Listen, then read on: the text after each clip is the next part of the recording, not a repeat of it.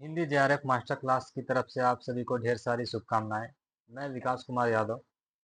हम दिसंबर 2025 का जो एग्ज़ाम होने वाला है यूजीसी नेट जेआरएफ का, उसमें रामचंद्र शुक्ल की द्वारा रचित हिंदी साहित्य का इतिहास जो 1929 ईस्वी में प्रकाशित हुई थी, उसका विस्तार पूर्वक विश्लेषण कर रहे हैं इस सीरीज में। और आज हम पढ़ेंगे इसमें वीर गाथा काल कि ये एक कवि हैं चंद्र बरदाई। इसके विषय में रामचंद्र शुक्ल जी ने क्या कहा है, ठीक है, कैसे उनका वर्णन किया है। और ये बहुत महत्वपूर्ण कवि है। और वीर गाथा काल, इसके विषय में तो हमने डिटेल से पढ़ ही लिया। एक बार फिर से बता देते हैं कि रामचंद्र शुक्ल जी ने आदि काल को ही वीर गाथा काल कहा। और आदिकाल को उन्होंने वीर गाथा काल क्यों कहा? क्योंकि वीर प्रधान रचनाएं थी। इसके विषय में हमने डिटेल में जान लिया है पिछले वीडियोज में। अगर आपने नहीं देखा तो जाकर देख सकते हैं। चलिए शुरू करते हैं।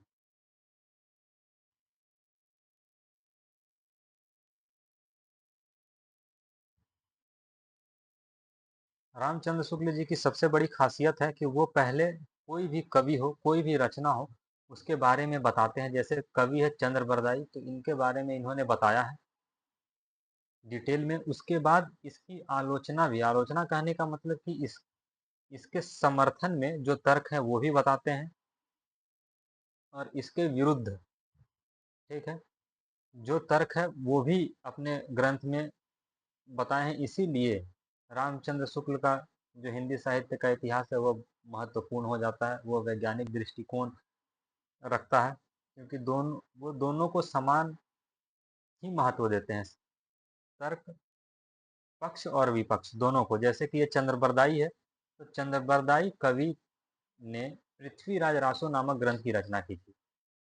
अब पृथ्वीराज रासो से संबंधित जो पक्ष है पहले हम उसको पढ़ेंगे, फिर जो उसके विरुद्ध जो विचार है, जैसे जो तथ्य उसका समर्थन नहीं करते, उसको भी रामचंद्र शुक्ल जी ने बताया है, समझाने का प्रयास किया है। ठीक है, तो शुरू करते हैं। चंद्र बरदाई का समय सीमा कितना है? तो संवत 1225 से 1949। कब है? 1225 से 1949। ये हिंदी के प्रथम महाकवि माने जाते हैं। कौन? तो चंद्र बरदाई हिंदी के प्रथम महाकवि माने जाते हैं, और इनका पृथ्वीराज रासो हिंदी का प्रथम महाकाव्य है। ये रामचंद्र शुक्ल जी यहाँ पर बता रहे हैं। चंद्र दिल्ली के अंतिम हिंदू सम्राट महाराजा पृथ्वीराज के सामंत और राजकवि प्रसिद्ध हैं। इसके इससे इनका नाम में भावुक हिंदुओं की एक विशेष प्रकार का आकर्षण है। रासो के अनुसार ये भट्ट जाति के जगात नामक गोत्र के थे। इनके पूर्वज की भूमि पंजाब थी, जहां लाहौर में इनका जन्म हुआ था। इनका और महाराजा पृथ्वीराज का जन्म एक ही दिन हुआ था, ठीक? और दोनों ने एक ही दिन संसार को छोड़ दिया। यहाँ तक बात समझ में आई कि जो चंद्र बरदाई थे, उन्होंने जो जिस ग्रंथ की रचना की, उस ग्रंथ का नाम क्या है? पृथ्वीराज रासो। और ये बहुत इंपॉर्टेंट फैक्ट है, इसको आपको याद रखना। एग्जाम में अक्सर ये मैच द फॉलोइंग करने के लिए आ जाता है। कहीं कहीं पर लिख देता है कौन से कथन सत्य हैं या असत्य हैं, वहां भी इसको पूछ लिया जाता है। इसलिए इसको आपको अपने स्मृति में रखना है, ध्यान पे रखना है। और दोनों के विशेष में सबसे महत्वपूर्ण तथ्य क्या है कि चंद्र बरदाई और महाराजा पृथ्वीराज दोनों एक ही दिन जन्म लिए और एक ही दिन दोनों ने संसार छोड़ दिया। दोनों में बहुत गहरी मित्रता थी। देखिए, वे उनके सखा सामंत भी थे। षड भाषा, व्याकरण, काव्य साहित्य, छंद शास्त्र, ज्योतिष, पुराण, नाटक आदि अनेक विधाओं में पारंगत थे। इन्हें जालंधरी देवी का इष्ट था, जिसकी कृपा से ये अदृष्ट काव्य, मतलब कि क्या कहें, बिना देखे शब्द भेदी बाण जिसको कहते हैं, उस तरह की वो रचनाएं कर सकते थे। इनका जन्म पृथ्वीराज के जन्म के साथ ऐसे मिला हुआ था कि अलग नहीं किया जा सकता। युद्ध में, आखेट में, सभा में, यात्रा में सदा महाराज के साथ रहते थे, और जहाँ जो बातें होती थी सब में सम्मिलित रहते थे। पृथ्वीराज रासो 2500 पृष्ठों की एक बहुत बड़ा ग्रंथ है जिसमें 69 समय मतलब सर्ग या अध्याय है। प्राचीन समय में प्रचलित प्रायः सभी छंदों का व्यवहार हुआ है। मुख्य छंद है कवित्त, दूहा, तोमर, त्रोटक, गाहा, आर्य। आर्या ये छंद है। यहाँ तक बात समझ में आई कि पृथ्वीराज और उनमें बहुत गहरी मित्रता थी। जहाँ भी जाते युद्ध में, आखेट कहने का संदर्भ क्या है, शिकार में, हमेशा वो उनके परछाई की तरह साथ में रहते थे पृथ्वीराज के साथ। और पृथ्वीराज रासो एक बहुत बड़ा ग्रंथ है। इसमें 69 समय यानी कि अध्याय है। ये सब कवित्त, छप्प, दूहा, तोमर, गाहा आदि ये सब क्या है, छंद महत्वपूर्ण है। अब यहाँ पर देखिए आगे का जो तथ्य क्या दिया हुआ है कि जैसे कादंबरी एक रचना है। कादंबरी की रचना किसने की, तो बाण। ठीक, एक कवि थे बाण। ठीक, और इसको पूरा किसने किया, तो बाण के पुत्र ने कादंबरी की रचना को पूर्ण किया था बाण के बाद। वही चीज यहाँ पर लिखा हुआ है कि जैसे कादंबरी के संबंध में प्रसिद्ध है कि उसका पिछला भाग, पिछला मतलब कहने के बाद के बाद का भाग बाण के पुत्र ने पूरा किया। एक बाण के पुत्र ने उसको पूरा किया। वैसे ही रासो का के पिछले भाग को भी चंद मतलब चंद्र बरदाई का जो पुत्र था उसका नाम था जलहन द्वारा पूर्ण किया जाना कहा जाता है। रासो के अनुसार जब शहाबुद्दीन गौरी पृथ्वीराज को कैद करके गजनी ले गया तब कुछ दिनों पीछे मतलब कुछ दिनों के बाद क्या हुआ, चंद भी वहीं गए। चंद भी पृथ्वीराज के पास पहुंच जाते हैं गजनी। जाते समय कवि ने अपने पुत्र जलहन के हाथ में रासो की पुस्तक देकर उसे पूर्ण करने का संकेत दिया। जलहन के हाथों में रासो को सौंप जाने और उसके पूरे किए जाने का उल्लेख रासो में है। पुस्तक जलहन हाथ दे चली गज्जन नृप काज। यहाँ पर देखिए इस लाइन का मतलब ही ये हुआ कि पुस्तक को जलहन को हाथ में देकर वो गज्जन मतलब कि गजनी की ओर चल दिए। अब यहाँ से ऐतिहासिक घटनाओं का जिक्र शुरू होता है। पृथ्वीराज रासो में आबू के यज्ञ से 4 क्षत्रिय कुल की उत्पत्ति तथा चौहान के अजमेर में राजस्थान से लेकर पृथ्वीराज के पकड़े जाने तक का सविस्तार वर्णन है। क्या कहाँ कहाँ का वर्णन है, तो एक आबू का यज्ञ हुआ था पृथ्वीराज रासो में बताया गया है। इस घटना को आपको ध्यान में रखना है, आगे समझ में आएगा कि जब इसके विपक्ष में बात की जाएगी इस रचना के, पृथ्वीराज रासो के रचना के, तो क्यों, तो, तो ये घटना को आपको ध्यान पे रखना है कि आबू के यज्ञ से कितने कुल, 4 क्षत्रिय कुल का उल्लेख है। फिर पृथ्वीराज के पकड़े जाने तक का उसमें सविस्तार वर्णन है। इस ग्रंथ के अनुसार पृथ्वीराज अजमेर के चौहान राजा सोमेश्वर के पुत्र, मतलब कि पृथ्वीराज के पिता का नाम क्या हो गया, सोमेश्वर, और अर्णोराज के पौत्र थे। सोमेश्वर का विवाह किससे हुआ था, तो कुंवर, दिल्ली के कुंवर मतलब तोमर राजा अनंगपाल की कन्या से हुआ। अनंगपाल के की 2 कन्याएं थी। ठीक है, सोमेश्वर का विवाह मतलब कि इनके पिता का विवाह किससे हुआ, तो अनंगपाल की कन्या से। अनंगपाल की 2 कन्याएं थी, एक का नाम था सुंदरी और दूसरा का नाम था कमला। सुंदरी का विवाह कन्नौज के राजा विजयपाल के साथ हुआ। एक एक का विवाह किससे कर दिया गया, तो कन्नौज के राजा विजयपाल के साथ। और इस संयोग से जयचंद राठौड़ की उत्पत्ति हुई। मतलब कि कन्नौज में जिसका विवाह हुआ था उससे किसका उत्पत्ति हुआ, तो जयचंद राठौड़। राठौड़ एक ना मतलब कि उनका रिश्तेदार समझिए, उनका जयचंद राठौड़ की उत्पत्ति हुई। दोनों कन्या कमला मतलब दूसरी कन्या कमला का विवाह अजमेर के चौहान सोमेश्वर के साथ हुआ, जिनके पुत्र पृथ्वीराज हुए। समझ में आ गया, पृथ्वीराज के पिता का नाम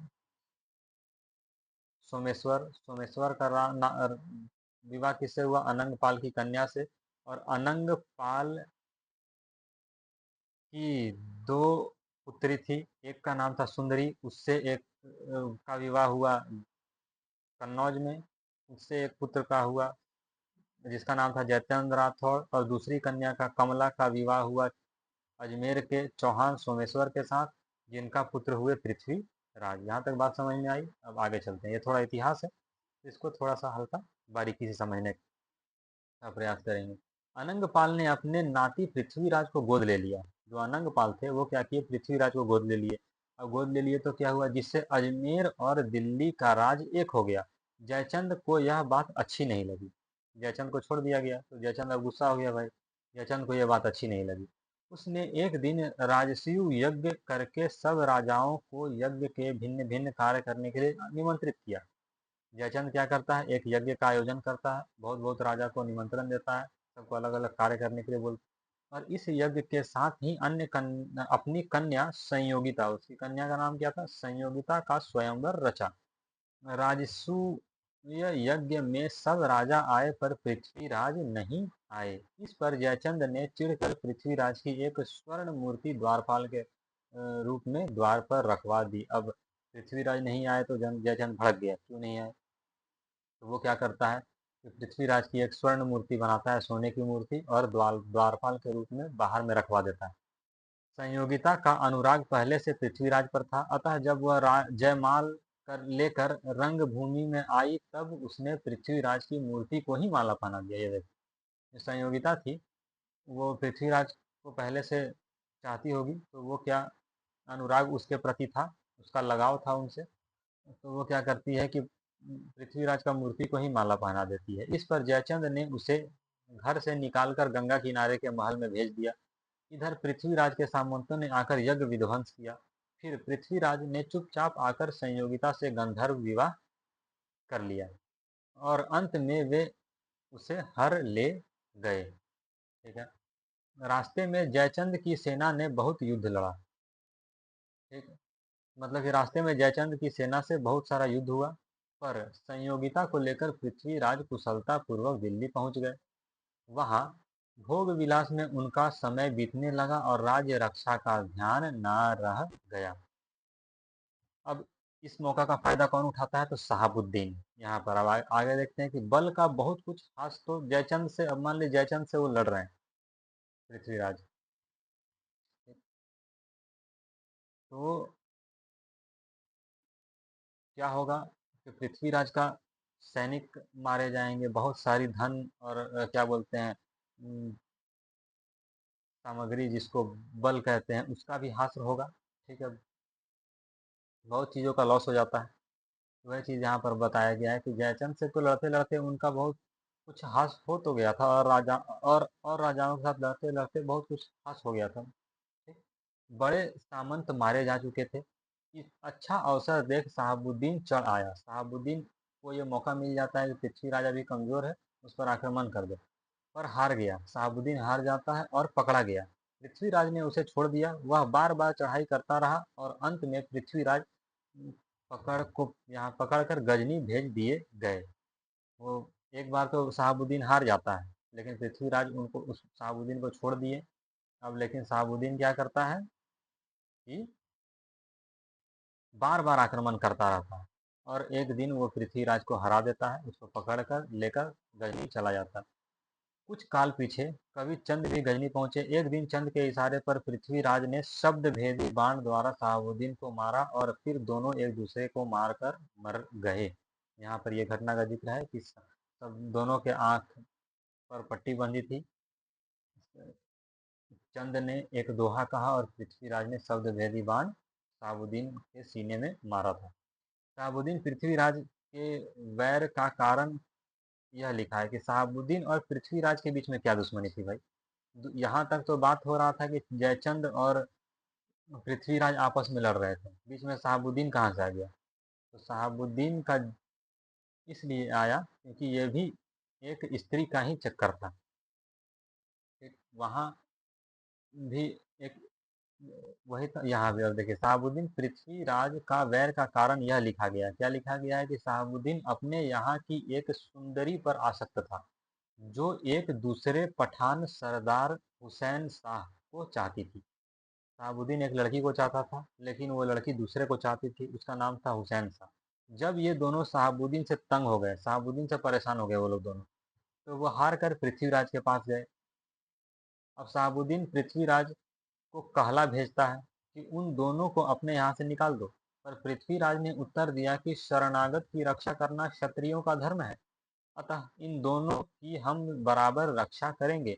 इसी वैर से शहाबुद्दीन ने दिल्ली पर चढ़ाइयाँ की। यह तो पृथ्वीराज का मुख्य चरित्र हुआ। इसके अतिरिक्त बीच बीच में बहुत से राजाओं के साथ पृथ्वीराज के युद्ध और उनके राजकन्याओं के साथ विवाह की कथाएं रासों में भरी पड़ी हैं। बात समझ में आई कि शहाबुद्दीन और पृथ्वीराज के बीच में क्यों दुश्मनी हो गई थी। शहाबुद्दीन भी एक लड़की को चाहता था, लेकिन वो लड़की दूसरे को चाहती थी।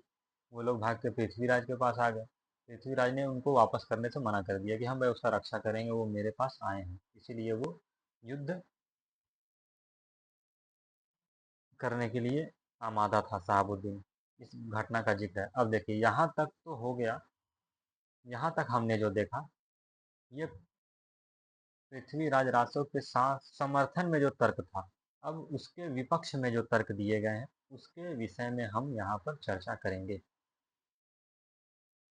ठीक है,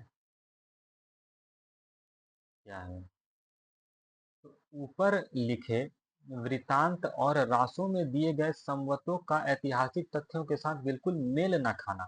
मतलब कि जो ऊपर तथ्य दिए गए हैं कि चार क्षत्रिय, मतलब यज्ञ से चार क्षत्रिय कुल का उत्पत्ति हुआ, उसका समय सीमा, वो सब यह ऐतिहासिक तथ्यों से मेल नहीं खाता है। ठीक, खाने के कारण अनेक विद्वानों ने पृथ्वीराज रासो के पृथ्वीराज समसामयिक किसी कवि की रचना होने से में पूरा संदेह किया है। वो पृथ्वीराज रासो पर संदेह उत्पन्न करते हैं। ठीक है, उसे 16वीं शताब्दी में लिखा हुआ एक जाली ग्रंथ ठहराया।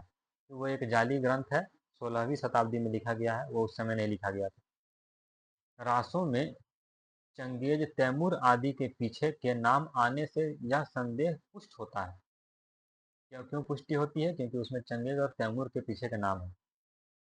प्रसिद्ध इतिहासज्ञ राय बहादुर पंडित गौरी शंकर हरिचंद्र ओझा, इतना बड़ा इनका नाम है। ये देखो, इनका बड़ा इतना नाम है। ये क्या नाम, ये क्या कहते हैं? हरिश्चंद्र ओझा क्या कहते हैं कि रासों में वर्णित घटनाओं तथा संवतों को बिल्कुल भाटों की कल्पना मानते हैं। वो मानते हैं कि वो सिर्फ ये एक काल्पनिक ग्रंथ है। पृथ्वीराज की राजसभा में कश्मीर के एक कवि थे, उनका नाम था जयानक। क्या नाम था? जयानक ने संस्कृत में पृथ्वीराज विजय नामक एक काव्य लिखा है, जो पूरा नहीं मिलता, लेकिन जितना मिलता है उसी के आधार पर उसमें दिए संवत और घटनाएं ऐतिहासिक खोज के अनुसार ठीक ठहरती है। उसमें जो संवत दी थी, घटनाएं दी थी, वो ऐतिहासिक खोज के साथ ठीक ठहरती हैं। उसमें पृथ्वीराज की माता का नाम क्या दिया हुआ? कर्पूर देवी लिखा है, जिसका समर्थन हांसी कहा, हांसी के शिलालेख भी करते हैं। हांसी के शिलालेख में भी उसका प्रमाण मिलता है। उक्त ग्रंथ अत्यंत प्रामाणिक और सामयिक रचना है। उसके साथ उसके तथा हम्मीर महाकाव्य आदि कई प्रामाणिक ग्रंथों के अनुसार सोमेश्वर का दिल्ली के तोमर राजा अनंगपाल की पुत्री से विवाह होना। देखिए,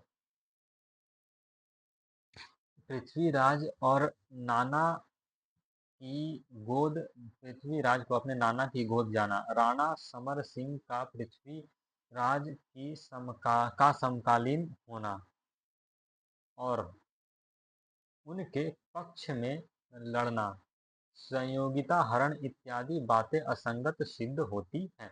इस प्रकार आबू के यज्ञ से चौहान आदि चार अग्निकुलों की उत्पत्ति की तथा सभी शिलालेखों की जांच करने पर कल्पित ठहरती है, क्योंकि इनमें से सोलंकी, चौहान आदि कई कुलों की प्राचीन राजाओं के शिलालेख मिले, जिनमें से सूर्यवंशी, चंद्रवंशी आदि कहे गए हैं। अग्निकुल का कहीं कोई उल्लेख नहीं है। जिस अग्निकुल के बारे में बताया गया था कि इससे चार क्षत्रिय कुलों की उत्पत्ति हुई, उसका भी कहीं उल्लेख नहीं मिलता। इसीलिए इसका संदेह और गहरा हो जाता है कि ये ग्रंथ काल्पनिक है। अब देखिए, चंद ने पृथ्वीराज का जन्म काल क्या बताया? 1115 में दिल्ली का में गोद लिए जाना क्या बताया? 1122 कन्नौज जाना 1151 और शहाबुद्दीन के साथ युद्ध 1158 में लिखा। पर शिलालेखों और दान पत्रों में जो संवत मिलते हैं, उनके अनुसार रासों में दिए हुए संवत ठीक नहीं है। जो समय सीमा बताई गई वो दान पत्र और शिलालेख लेखों में दिए हुए समय सीमा से मेल नहीं खाती। अब दान पत्र या शिलालेख जिसमें पृथ्वीराज जयचंद और परमर्दी देव महोबा के राजा परमाल के नाम आए हैं, इस प्रकार मिले हैं। क्या है कि पृथ्वीराज के 4 जिनके संवत 1224 और 2444 के बीच में, जयचंद के 12 जिनके संवत 1224 और 1243 के बीच में, परमर्दी देव के 6 1223 से 1258 के बीच में, इनमें से एक संवत 1239 का है जिसमें पृथ्वीराज और परमर्दी देव राजा परमाल के युद्ध का वर्णन है। इन संवतों से क्या होता है कि पृथ्वीराज का जो समय निश्चित होता है उसकी सम्यक पुष्टि किससे होती है, तो फारसी तारीखों से भी हो जाती है। फारसी इतिहास के अनुसार शहाबुद्दीन के साथ पृथ्वीराज का प्रथम युद्ध कब हुआ, तो 1887 587 हिजरी 587 हिजरी विक्रम संवत 1248 ईस्वी सन 1191 में हुआ। अतः इन संवतों के ठीक होने में किसी प्रकार का संदेह नहीं। पंडित मोहनलाल विष्णुलाल पंड्या ने रासो के पक्ष समर्थन में इस बात की ओर ध्यान दिलाया कि रासो के सब संवतों में यथार्थ संवत 90 से 91 वर्ष का अंतर एक नियम से पड़ता है। तो कहते हैं कि जो समय सीमा का जो अंतर पड़ रहा है वो नियम से 90 से 91 वर्ष का अंतर पड़ रहा है। उन्होंने यह विचार उपस्थित किया कि अंतर भूल नहीं है बल्कि किसी कारण से रखा गया है। इस धारणा को लिए हुए उन्होंने रासों के इस दोहे को पकड़ा। क्या लिखा है दोहे में, तो एकादश सै पंचदह विक्रम शाक आनंद तिहि रिपुजय पुरहरन को भय पृथ्वीराज नरिंद। और विक्रम शाक आनंद का अर्थ किया अ शून्य और नंद अर्थात 90 रहित विक्रम संवत। अब क्यों ये 90 वर्ष घटाए गए, इसका वे कोई उपयुक्त कारण नहीं बता सके। वो तो अपने से बोल दिया कि भाई कि 90 से 91 वर्ष घटाए का अंतर दिया गया, लेकिन क्यों दिया गया है इसका भी तो प्रमाण देना होगा। तो वो कुछ नहीं बता पाते हैं। नंदवंशी शूद्र थे, इसलिए उनका राजत्व काल राजपूत भाटों ने निकाल दिया। इस प्रकार की विलक्षण कल्पना करके वे रह गए, पर इन कल्पनाओं से किसी प्रकार समाधान नहीं होता। आज तक आज तक और कहीं प्रचलित संवत से में इससे कुछ काल निकाल कर संवत लिखने पर की प्रथा नहीं पाई गई। फिर यह भी विचारणीय है कि जिस किसी प्रचलित विक्रम संवत में से 90 से 91 वर्ष निकालकर पृथ्वीराज रासों में संवत दिए हैं, उसने क्या ऐसा जानबूझकर किया है अथवा धोखे से या भ्रम में पड़कर। ऊपर जो दोहा उद्धृत किया गया है उसमें आनंद के स्थान पर कुछ लोग अनिंद पाठ का होना अधिक उपयुक्त मानते हैं। इसी रासों में एक दोहा यह भी मिलता है। यह है वो दोहा।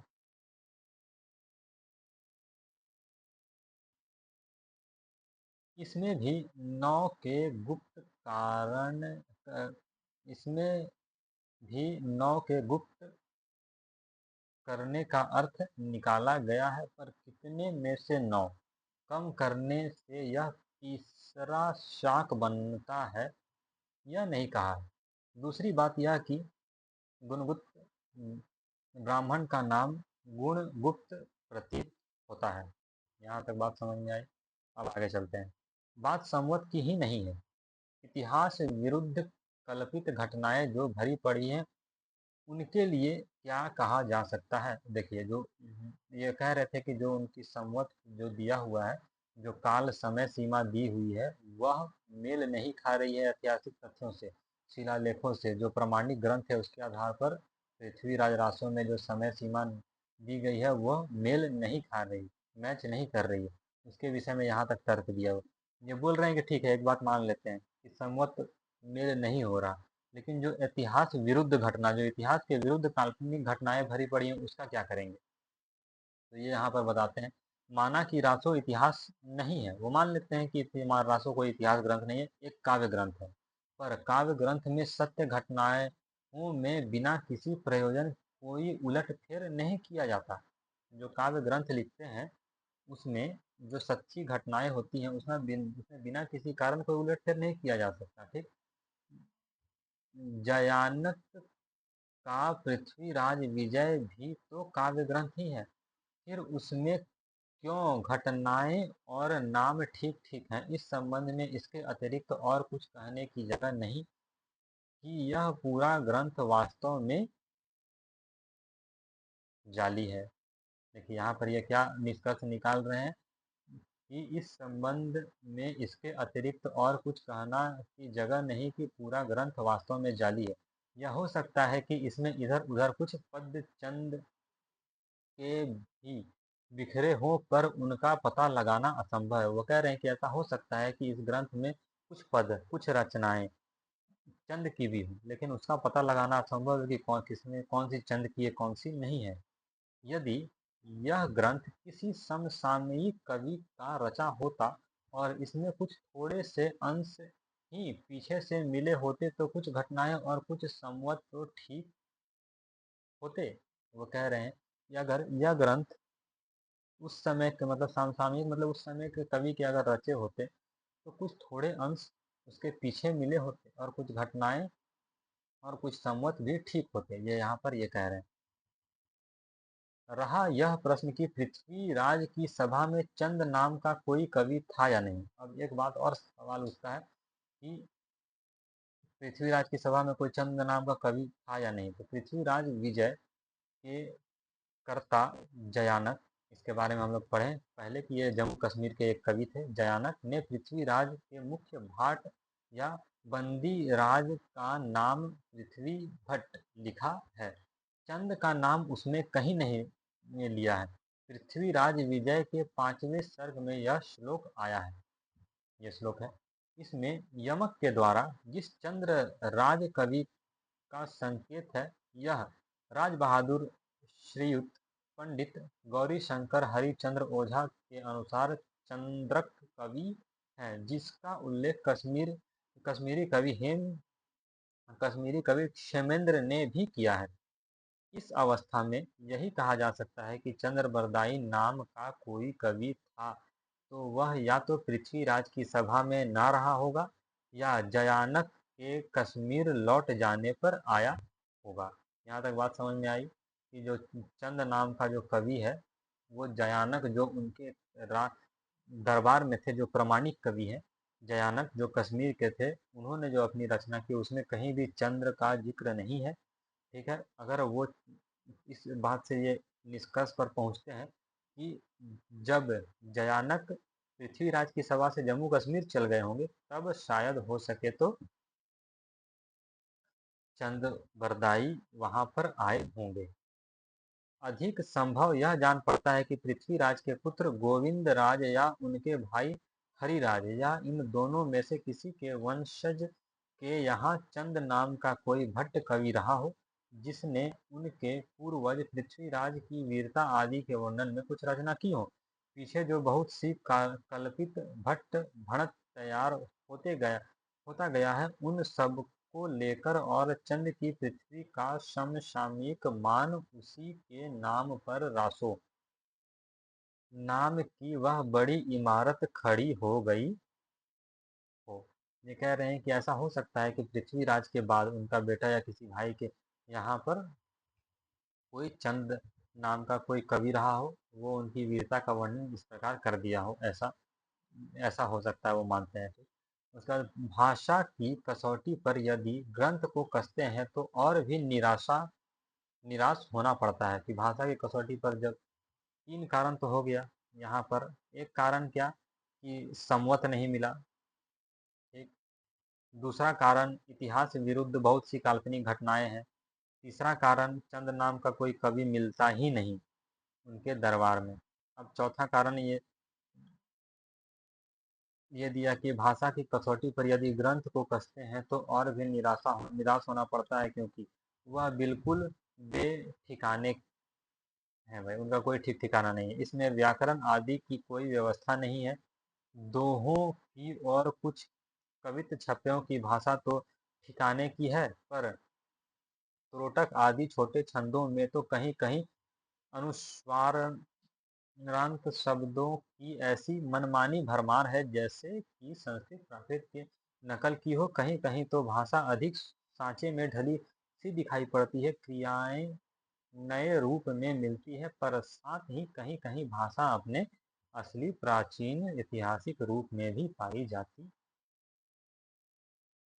है, जिससे प्राकृत और अभ्रंश शब्दों के साथ साथ शब्दों के रूपों और विभक्तियों के चिन्ह पुराने ढंग के हैं। इस दशा में भाटों के इस वाद जाल के बीच कहाँ पर कितना अंश असली है, इनका निर्णय असंभव होने के कारण यह ग्रंथ ना तो भाषा के इतिहास के और न साहित्य के इतिहास के जिज्ञासुओं के काम का है।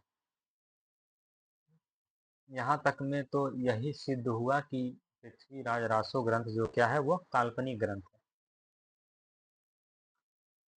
महामहोपाध्याय पंडित हरप्रसाद शास्त्री ने 1909 से 1913 तक राजपूताने के प्राचीन ऐतिहासिक काव्यों की खोज में 3 यात्राएं की थी। कितनी यात्राएं की?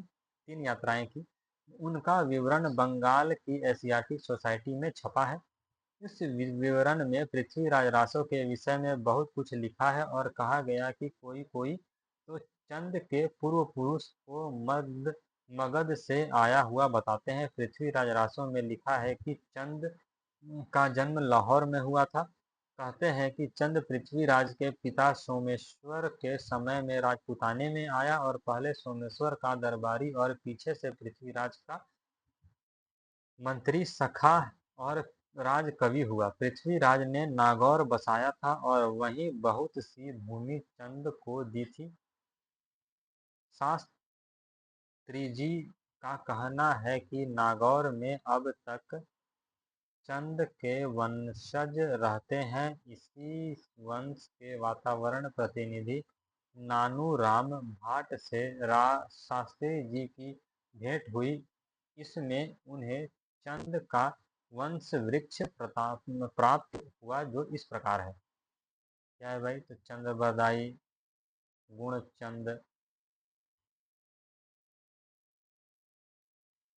जलचंद, वीरचंद, हरिचंद्र, रामचंद्र, फिर रामचंद्र के इतने सारे बच्चे, फिर सूरदास के इतने 2 बच्चे हुए, खेमचंद, गोविंद चंद, फिर जयचंद, मदन चंद, शिव चंद, बलदेव चंद। ये इतने, थोड़ा सा जूम को कम कर देते हैं, आपको चीज़ें अच्छे से दिखाई देंगी। यहाँ से देखिए।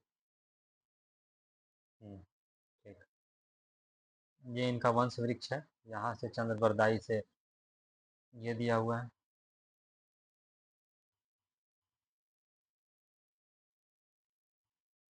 इसको एक बार आप अपने अच्छे से देख लीजिए।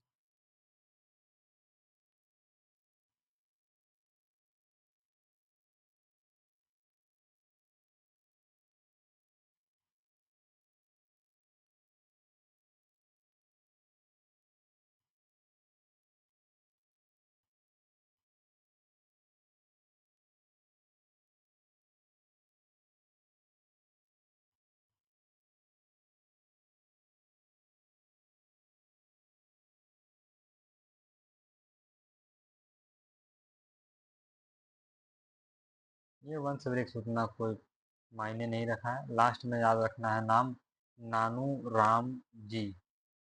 इसी के ऊपर तर्क वितर्क है। आगे चलते हैं। चंद्रबरदाई से शुरू होकर नानू राम जी तक का जो वंश वृक्ष है उसके विषय में आगे जो बताया गया है वही हम लोग के लिए इम्पोर्टेंट है। ठीक?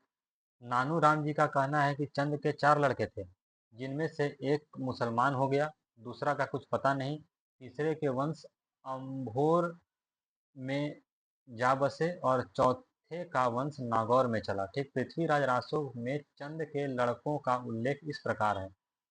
ये है। फिर पृथ्वीराज रासो में कवि चंद के 10 पुत्रों का नाम दिए हैं। सूरदास की साहित्य लहरी की टीका में एक पद ऐसा आया है जिसमें सूर की वंशावली दी, वह यह पद है।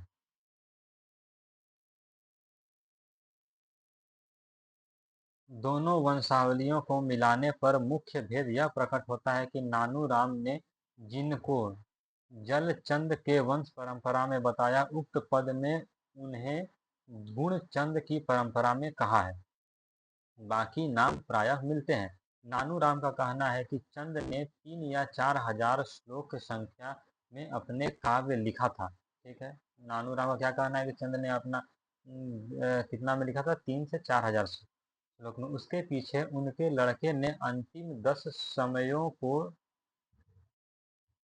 लिखकर उस ग्रंथ को पूरा किया। नानू राम कहते हैं जो उनके वंशज में अभी मतलब उस समय थे वर्तमान में, तो कि उनके बाद उन 10 समयों मतलब कि 10 अध्यायों को, अंतिम अध्याय उनके लड़के ने पूरा किया। पीछे से और लोग उसमें अपनी रुचि अथवा आवश्यकता के अनुसार जोड़ तोड़ करते रहे। अंत में अकबर के समय में इसने एक प्रकार से परिवर्तित रूप धारण किया। अकबर ने इस प्रसिद्ध ग्रंथ को सुना था। इसके इस प्रकार उत्साह प्रदर्शन पर कहते हैं कि उस समय रासो नामक अनेक ग्रंथों की रचना की गई। नानू राम का कहना है कि असली पृथ्वीराज रासो की प्रति मेरे पास है, पर उन्होंने महोबा समय की जो नकल महामहोपाध्याय पंडित हरप्रसाद शास्त्री को दी थी, वह भी ऊटपटांग और रद्दी है। भाई वो कहते हैं कि असली पृथ्वीराज रासो की प्रति तो मेरे पास है, लेकिन वो जो नकल उनको दी वो भी उटपटांग और रद्दी था, उसका भी कोई काम, वो भी कोई प्रमाणिक उतना नहीं था। यहाँ तक में चंद्रबरदाई का कहानी समाप्त होता है पृथ्वीराज रासो का। आपने देखा पृथ्वीराज रासो के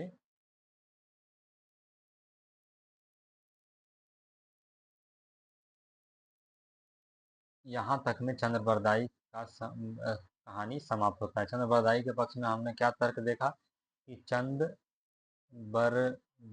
ने क्या, पृथ्वीराज रासो,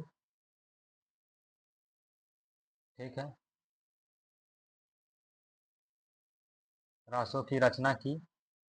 लेकिन इसके पक्ष में हम लोगों ने समर्थन में भी देखा और विपक्ष, मतलब कि ये प्रमाण भी देखा कि चंद्रबरदाई ने पृथ्वीराज रासो की रचना नहीं की। वह एक पृथ्वीराज रचना क्या है, पृथ्वीराज रासो क्या है, एक काल्पनिक रचना है, वह प्रमाणिक रचना नहीं है। दोनों पक्षों को हमने देखा। एग्जाम में अगर आपको पूछे तो आसानी से उत्तर दे सकते हैं। एग्जाम में मुख्यतः यही पूछता है कि पृथ्वीराज रासो की रचना किसने की, तो आपको बताना है कि चंद्रबरदाई। वो किस राजा के ऊपर था, तो पृथ्वी राज। ठीक है, चलिए अब मिलते हैं नेक्स्ट वीडियो में। तब तक के लिए शुभ रात्रि।